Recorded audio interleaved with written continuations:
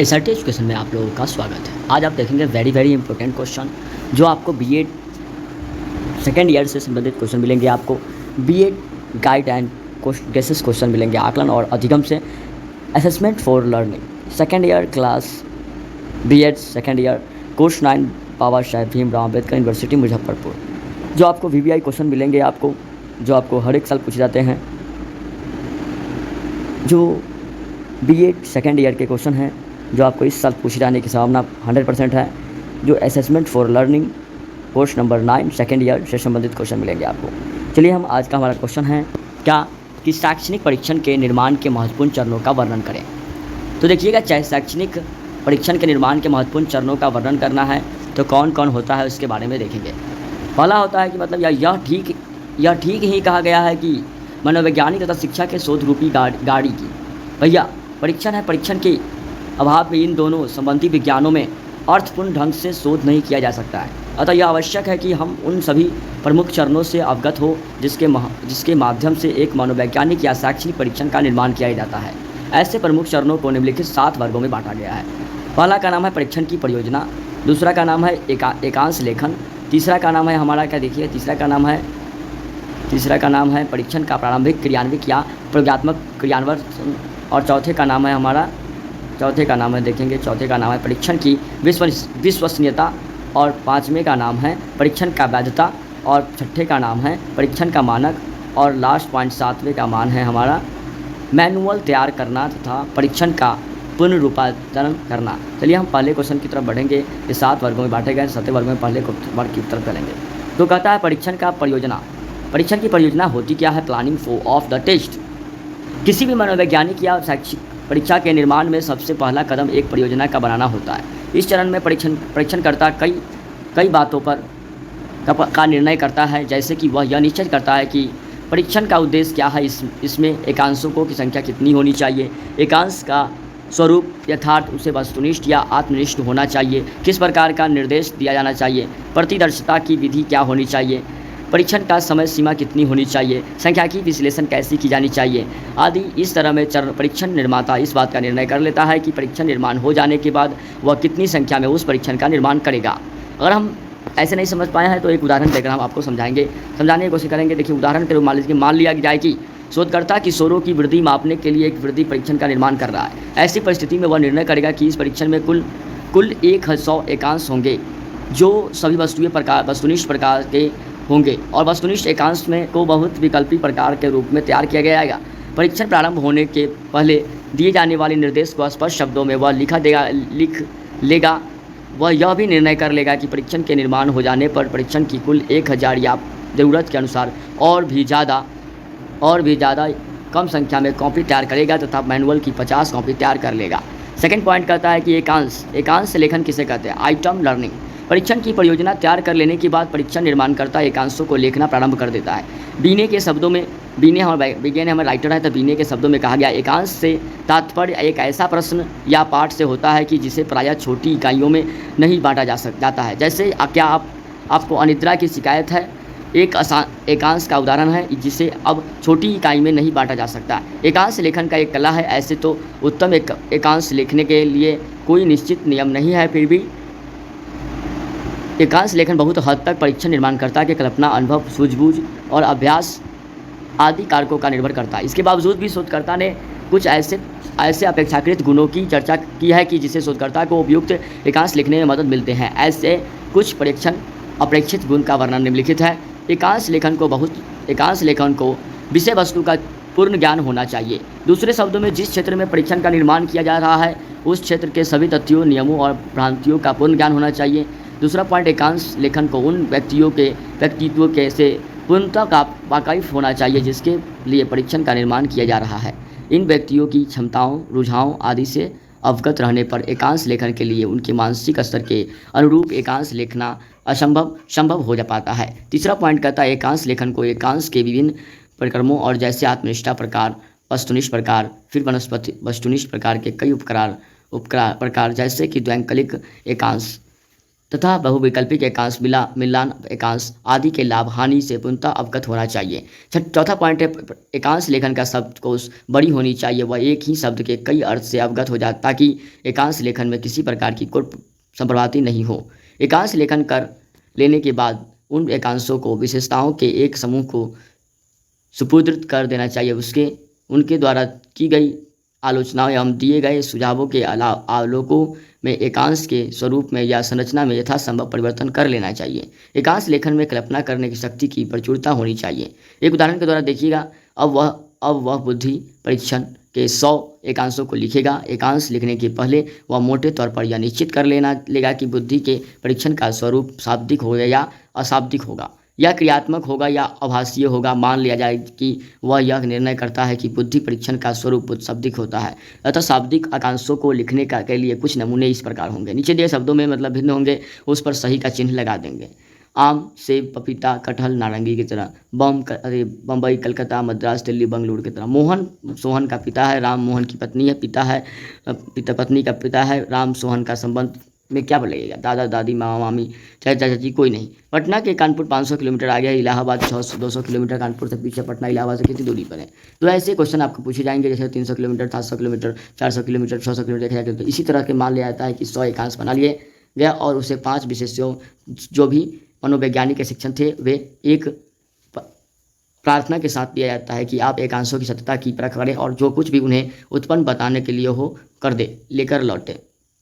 तीसरा पॉइंट आता है परीक्षण का प्रारंभिक क्रियान्वयन या प्रयोगात्मक क्रियान्वयन क्या होता है? Privileging time of the experimental try of the test. मनोवैज्ञानिक परीक्षण के निर्माण में तीसरा महत्वपूर्ण कदम परीक्षण के प्रारंभिक क्रियान्वित का होता है, जिसे हम प्रयोगात्मक क्रियान्वयन भी कहते हैं। जब परीक्षण के एकांशों की विशेषता द्वारा आलोचनात्मक परख कर ली जाती है तो उसके बाद उसका कुछ व्यक्तियों पर क्रियान्वित किया जाता है। ऐसे क्रियान्वित को प्रयोगात्मक क्रियान्वित कहा जाता है। ऐसे प्रयोगात्मक क्रियान्वित की सफलता के लिए यह अनिवार्य है कि चुने गए सब व्यक्तियों का प्रतिदर्श का स्वरूप ठीक वैसा ही हो जिसके लिए परीक्षण बनाया जा रहा है। कुनरेड के अनुसार प्रारंभिक क्रियान्वित कुछ खास उद्देश्यों की पूर्ति के लिए किया जाता है। इस उद्देश्य में निम्नलिखित प्रधान होंगे। एकांश में यदि कोई अस्पष्टता, अपर्याप्तता, अर्थहीनता आदि रह गई हो तो इसका आसानी से पता प्रारंभिक क्रियान्वित से कर दिया जाता है। इससे प्रत्येक एकांश की कठिनाईता स्तर का पता चल जाता है। प्रत्येक एकांश पर कितने व्यक्तियों द्वारा सही उत्तर दिया गया उसका अनुपात ही एकांश की कठिनता स्तर होता है। इससे प्रत्येक एकांश की वैधता का पता भी लग जाता है। एकांश की वैधता से तात्पर्य उत्तम व्यक्तियों तथा निम्न व्यक्तियों में विभेद करने की क्षमता से होता है। यही कारण है कि इसे एकांश का विभेदनीय सूचकांक भी कहते हैं। इससे परीक्षण की समय सीमा निर्धारित करने में मदद मिलती है। परीक्षण की उपयुक्त लंबाई नियत करने की में भी मदद मिलती है। प्रारंभिक क्रियान्वित के आधार पर एकांशों के बीच अंतरराष्ट्रीय ज्ञान करने में मदद मिलती है।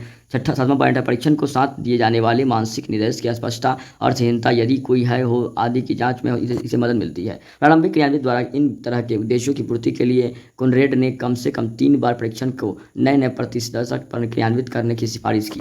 पहले क्रियान्वित के लिए इस व्यक्ति की संख्या 100 से कम में नहीं होनी चाहिए। इसी प्रकार क्रियान्वित कहा जाता है जिसके हम उद्देश्य, एकांक तथा निर्देश में छिपी हुई किसी तरह की अस्पष्टता का पता लगाता है। दूसरा क्रियान्वित में क्या होता है कि 400 के करीब कम से कम 370 अवश्य होने चाहिए। इस खास क्रियान्वित कहा जाता है। एकांश विश्लेषण करने से परीक्षण निर्माण को अन्य बातों के अलावा प्रत्येक एकांश के बारे में 2 तरह के सूचकांक मिलता है। कठिनाइयाँ सूचकांक से यह पता चलता है कि एकांश व्यक्ति के लिए कठिन है या हल्का है, तथा विशेष विभेदन सूचकांक से यह पता चलता है कि कहाँ एक एकांश उत्तम व्यक्तियों और निम्न व्यक्तियों में अंतर कर रहा है। इन दोनों महत्वपूर्ण सूचकांकों के अलावा एकांश विश्लेषण द्वारा प्रत्येक व्यक्ति के उत्तर के रूप में दिए जा गए विकल्पों की प्रभावशालिता का पता चलता है। तीसरा क्रियान्वित वस्तु कुछ व्यक्तियों की इस विशेषता उद्देश्य से किया जाता है कि अन्य में उन त्रुटियां स्पष्ट की पहचान कर ली जाती है जो प्रथम 2 क्रियान्वित में भी दूर नहीं हो सके थे।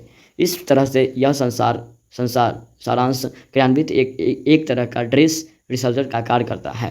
एकांश विश्लेषण कर लेने के बाद भी परीक्षण अपने अंतिम रूप में आ जाता है। अक्सर देखा गया है कि एकांश विश्लेषण के बाद वैसे एकांश अपने आप छट जाते हैं जो परीक्षण के उद्देश्य के अनुरूप नहीं होते हैं। इसका मतलब यह होता है कि एकांश विश्लेषण के बाद परीक्षण की लंबाई कम हो जाती है।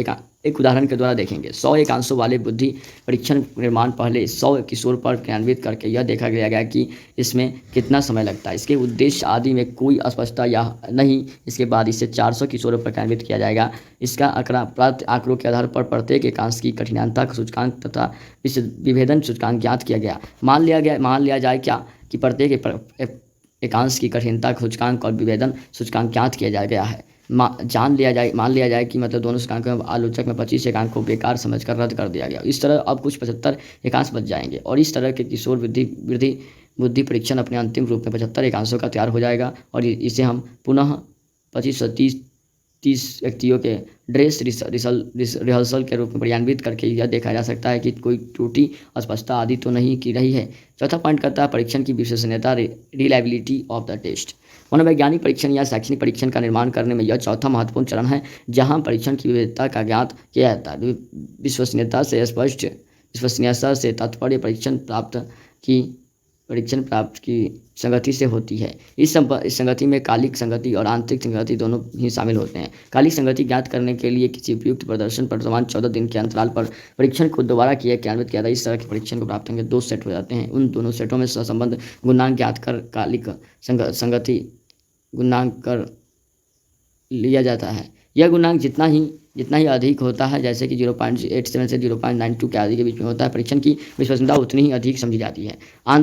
आंतरिक संगति ज्ञात करने के लिए किसी भी उपयुक्त प्रतिदर्शन पर परीक्षण को एक बार क्रियान्वित कर लिया जाता है और उसके बाद परीक्षण के सभी एकांकों को 2 बार या लगभग बराबर भागों में बांट दिया जाता है। इस तरह प्रत्येक व्यक्ति का कुल प्राप्तांक 2-2 से होता है, 2-2 हो जाता है। जैसे यदि परीक्षा के सभी सम संख्या वाले एकांश को एक तरफ तथा विषम संख्या वाले एकांश को एक तरफ किया जाए तो इस तरह से कुल प्राप्तांक को 2 सेट हो जाते हैं और जिसे आपस में सहसंबंधी किया जाए। इस तरह के इसे आंतरिक संगति गुणांक कहते हैं। यह गुणांक जितना ही अधिक होगा परीक्षण की व्यवस्था उतना ही अधिक होती है। इन दोनों उदाहरणों से यह स्पष्ट होता है कि विश्वसनीयता का पता लगाने में कई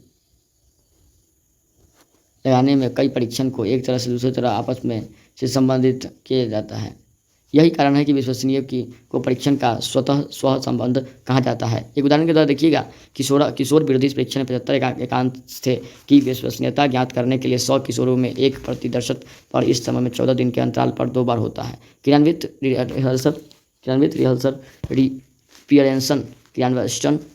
आर ने ज्ञात किया कि मान लिया जाए कि यह संभवतः गुणांक आया जो स्पष्ट इस बात की ओर इशारा करेगा कि परीक्षण में विश्वसनीयता अधिक है। उसी तरह से परीक्षण को आंतरिक संगति विश्वसनीयता ज्ञात किया जाता है जो थोड़ी देर के लिए मान लिया जाता है कि 0.93 आया है। अतः यह अभी बात ही की ओर इशारा करता है कि परीक्षण आंतरिक संगति विश्वसनीयता की अधिक है।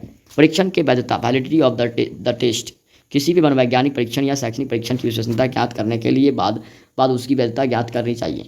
जब परीक्षण उस गुण या आदत या मानसिक प्रक्रिया का सही मापन करता है जिसके लिए उसे बनाया गया है तो इसे ही परीक्षण की वैधता की ज्ञात की जाती है और ऐसे परीक्षण को वैध परीक्षण कहा जाता है। परीक्षण की वैधता ज्ञात करने के लिए बनाए जा रहे हैं परीक्षण को किसी बाह्य कसौटी के साथ सहसंबंधी करना होता है। यदि सहसंबंध अधिक ऊंचा होता है तो परीक्षण में वैधता का गुण अधिक होता है। यहाँ बाह्य कसौटी से तात्पर्य कोई अन्य दूसरा समान परीक्षण या कोई और कसौटी जिसके द्वारा सिलगुल या क्षमता का मापन होता है जो बनाए गए हों परीक्षण द्वारा होता है तथा जिसकी वैधता और विश्वसनीयता संतोषजनक होती है। परीक्षण को वैधता सही आंकड़े के अनुसार के लिए आवश्यक है कि परीक्षण का बाह्य कसौटी या क्रियान्वित चुने गए व्यक्तियों के ऐसे प्रदर्शन पर किया जाना चाहिए कि जो एकांश विश्लेषण के लिए चयन किए गए हो प्रति दशांश में से भिन्न हो। इस प्रकार को क्रॉस वैधता की संज्ञा दी जाती है। परीक्षण प्राप्तांक की वैधता ज्ञात करने में प्रायः पियर्सन आर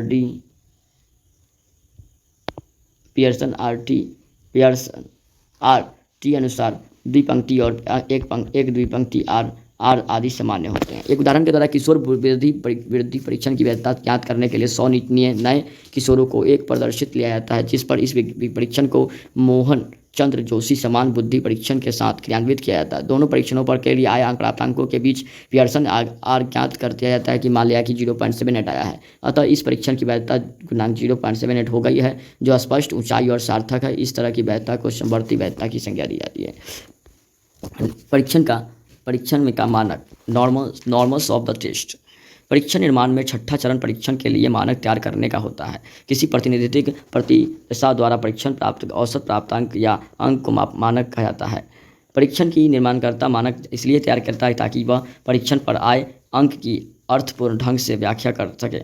मनोवैज्ञानिक परीक्षण के लिए अक्सर जिन मानकों का प्रयोग किया जाता है उनमें आयु मानक, ग्रेड मानक, सतत मानक, प्रमाणिक प्राप्तांक मानक आदि प्रधान हैं।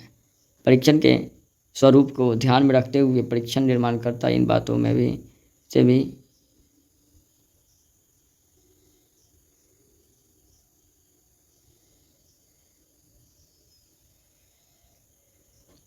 तो एक उदाहरण के द्वारा देखिएगा कि मानक ज्ञात करने के लिए समानता एक बड़े प्रतिनिधि का चयन किया जाता है। एक उदाहरण के द्वारा थोड़ी देर के लिए मान लिया जाए कि मतलब किशोर बुद्धि परीक्षण के लिए मानक तैयार करने का फैसला किया गया। इसके लिए 13 से 19 साल के व्यक्तियों का अर्थात किशोरों का एक बड़ा प्रदर्शन जैसे कि 1400 किशोरों को तैयार किया गया। इसका प्रतिस्पर्धन तीनों सतह के सामाजिक, आर्थिक और सतत उच्च, माध्यम और निम्न के परिवार में किशोरों की संख्या 200 × 7 मतलब 1400 थी। प्रत्येक साल के किशोर के समूह का किशोर वृद्धि परीक्षण पर औसत ज्ञात किया गया, जो उनका आयु मानक तैयार हो गया। आयु मानक के आधार पर मानसिक आयु को ज्ञात किया गया। यदि किसी किशोर की वृद्धि परीक्षण पर उसकी मानसिक आयु के लिए जन्म आयु मानक के बराबर प्राप्तांक आता है तो उसकी मानसिक आयु वही मानी जाती है जो उसके वास्तविक आयु थी। परंतु यदि उसके वृद्धि परीक्षण पर प्राप्तांक निर्धारण आयु 5 से अधिक आ जाती है तो मानसिक आयु वास्तविक आयु के 1 साल कम मानी जाती है और 10 अंक कम आते हैं तो उसकी मानसिक आयु 2 साल तक कम मानी जाती है। और जैसा मान लिया जाता है 15 वर्षीय तो किशोरावस्था में तब वृद्धि इस तरह अधिकतम 90 दिए जाते हैं तो प्रावधान क्या होता है 60 अंक प्रत्येक सही उत्तर के लिए 1 अंक, अंतिम 15 अंक प्रत्येक सब सही उत्तर के लिए 2 अंक। इस तरह के 60 + 15 × 2 60 प्लस में 90 अंक मतलब 40 अंक आया है। और यह भी मान लिया जाता है कि किशोर की मानसिक आयु में 30 अंक निर्धारित है। अतः इस वर्ष 15 वर्षीय बालक की मानसिक आयु 15 + 2 17 साल की होगी। थोड़ी देर के लिए मान लिया गया कि किशोरों को इस वृद्धि परीक्षण पर 25 अंक आते हैं तो इसकी मानसिक आयु 14 वर्ष की ही होती है, क्योंकि इस आयु के लिए 30 अंक से 5 कम तथा 25 अंक की वह प्राप्त कर ले सकता है। अब इसकी वृद्धि लंबी मतलब इंटेलिजेंस क्वांटेंट सूत्र के आधार IQ द्वारा क्या होता है मानसिक आयु बटा वास्तविक आयु × 100। मानसिक मतलब 17 दिया 15 या 100 का 1.333 आ गया। स्पष्ट हुआ कि मतलब माने छात्र किशोर वृद्धि परीक्षण के आधार पर एक तीव्र वृद्धि का है, क्योंकि उसकी वृद्धि लंबी औसत आयु 90 से 100 के ऊपर है। मैनुअल तैयार करने परीक्षण का पुनर्स्थापन करना लास्ट पॉइंट है इसका। Preparation of the manual and the reproduction of the test.